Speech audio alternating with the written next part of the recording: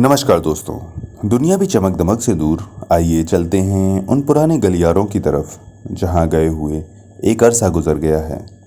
कुछ किस्से बाकी थे, शायद उन्हें पूरा करते हैं अपने छोटे से प्रयास से, जिसका नाम है किस्से गलियारों के।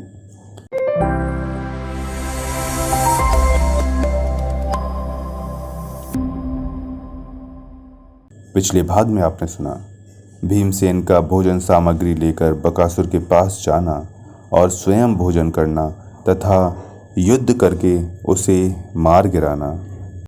अब आगे। त्रिषष्ट्यधिक शततमोऽध्यायः। बकासुर के वध से राक्षसों का भयभीत होकर पलायन और नगर निवासियों की प्रसन्नता। वैशंपायन जी कहते हैं, राजन, पसली की हड्डियों के टूट जाने पर पर्वत के समान विशालकाय बकासुर भयंकर चित्कार करके प्राण रहित हो गया। जन्मेजय उस चित्कार से भयभीत हो उस राक्षस के परिवार के लोग अपने सेवकों के साथ घर से बाहर निकल आए।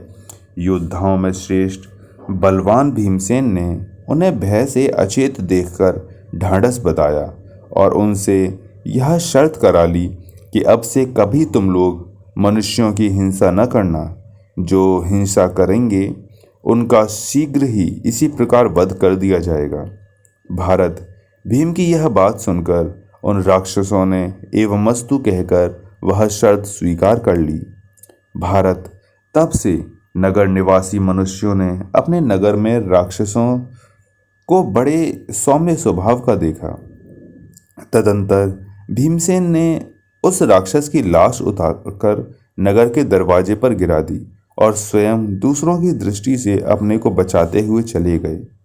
भीमसेन के बल से बकासुर को पछाड़ा एवं मारा गया देख उस राक्षस के कुटुंबीजन भय से व्याकुल हो इधर उधर भाग गए।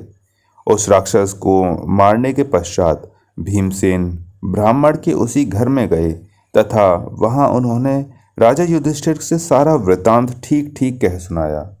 तत्पश्चात जब सवेरा हुआ और लोग नगर से बाहर निकले, तब उन्होंने देखा बकासुर खून से लथपथ हो पृथ्वी पर मरा पड़ा है। पर्वत शिखर के समान भयानक उस राक्षस को नगर के द्वारे पर फेंका हुआ देखकर नगर निवासी मनुष्यों के शरीर में रोमांच हो आया। राजन, उन्होंने एक चक्रा नगरी में जाकर नगर भर में यह समाचार फैला दिया। फिर 2000 नगर निवासी मनुष्य, स्त्री, बच्चों और बूढ़ों के साथ बकासुर को देखने के लिए वहां आए। उस समय वह अमानुषिक कर्म देखकर सबको बड़ा आश्चर्य हुआ। जन्मेजय उन सभी लोगों ने देवताओं की पूजा की। इसके बाद उन्होंने यह जानने के लिए कि आज भोजन पहुंचाने की किसकी बारी थी, दिन आदि की गणना की। फिर उस ब्राह्मण की बारी का पता लगने पर सब लोग उसके पास आकर पूछने लगे।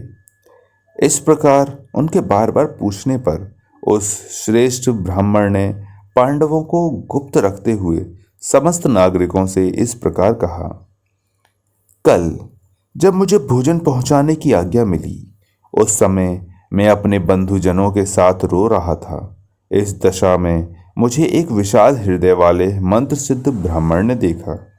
देखकर उन श्रेष्ठ ब्राह्मण देवता ने मुझसे पहले संपूर्ण नगर के कष्ट का कारण पूछा। इसके बाद अपनी अलौकिक शक्ति का विश्वास दिलाकर हंसते हुए से कहा, ब्राह्मण, आज मैं स्वयं ही उस दुरात्मा राक्षस के लिए भोजन ले जाऊंगा।